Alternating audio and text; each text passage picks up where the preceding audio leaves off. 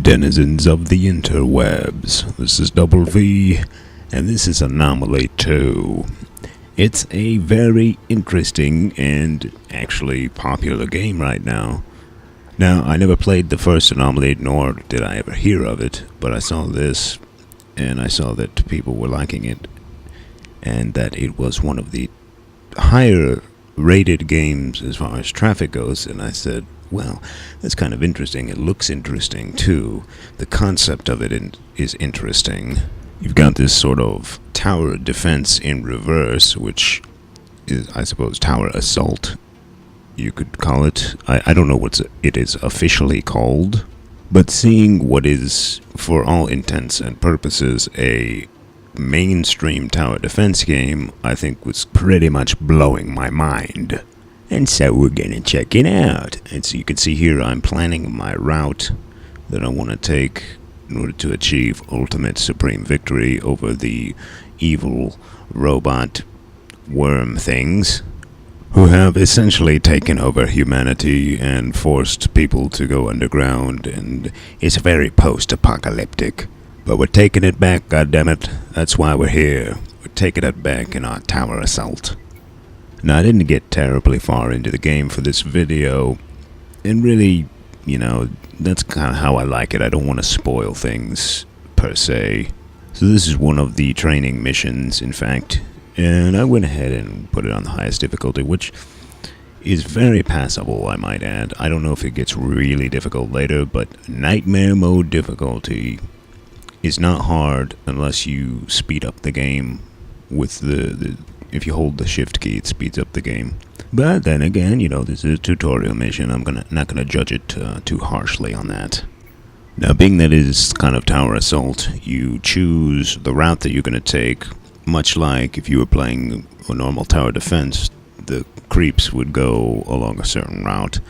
Well, you kind of get to choose yours, and I'm kind of fucking around with the ETAs that it gives me, see if I can pick a fast route or a more efficient route. You know, this is the beginning of the game. I don't really know how everything works yet, so I was kind of screwing around with it. But it's not particularly interesting, so we can fast forward through this and get to the action.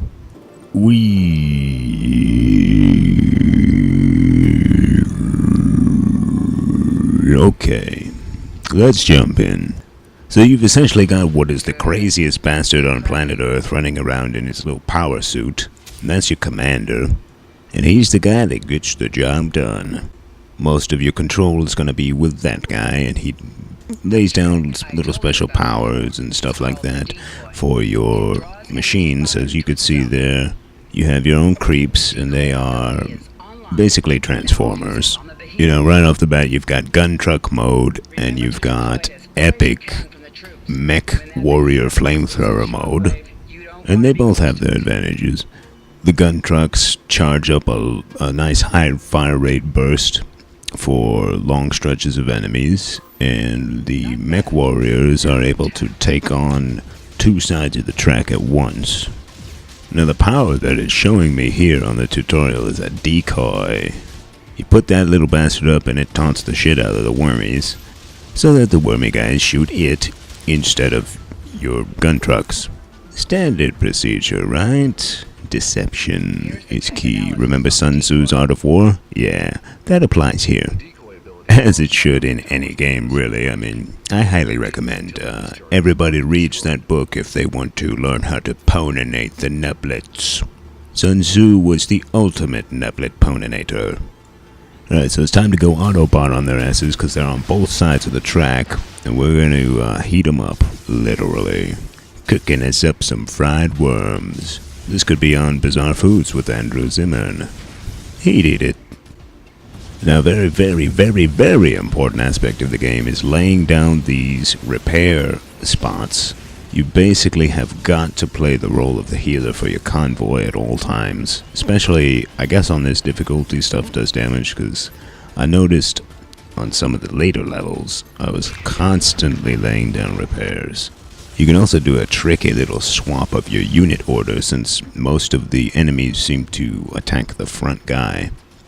Now here you can see my gun truck's been firing long enough that they've switched into Rambo mode and they get like a high burst chain gun thing going on, which is awesome. The only thing that would make it better is like some kind of crazy battle cry. But yeah, I don't expect it in this game. It's very serious. Saving the Earth from giant robot worms using transformers is serious business, and everybody needs to have the right expression on their faces.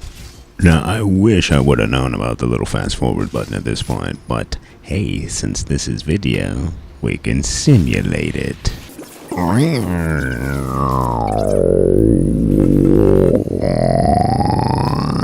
Glory time.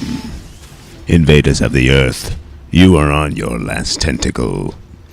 Prepare yourselves for the reckoning. Yeah, we'll go with that, the reckoning. We put the reckoning right now. I think I might lose a unit here. I think I did. No, I saved him. I don't remember that. I remember losing a guy. We'll see what happens with that as soon as I stop fucking around with the menu. These after-the-fact commentaries sure are a different breed of cat, tell you what. Now here I noticed that I was an idiot and missed a repair node back there that somebody dropped. If I was trying to speed run this level, that would have been unforgivable, because when you're doing battle with the shift key held down and it's all fast, you gotta have all the repairs. You're just laying them down and laying them down and laying them down. It's actually, if I may say so myself, a really excellent game candidate for speedrunning. Reason being is that it gets extremely hectic if you try to do it in quick mode. And if anybody ever gets it to the point where they can literally play the entire game through perfectly with the shift key held down, they will be my fucking hero. I think eventually somebody will do it, but it's going to take some practice, because it really is a challenge to do it that way. Now, of course, later in the game there may be mechanics I'm not aware of that allow for face rolling, but, you know, right now I don't see it happening very easily. Now here you can see the downside to the flamethrower mechs. They can't reach that guy that's over there on the left, so he keeps shooting them as they walk away. So you have to plan your little morph modes very carefully.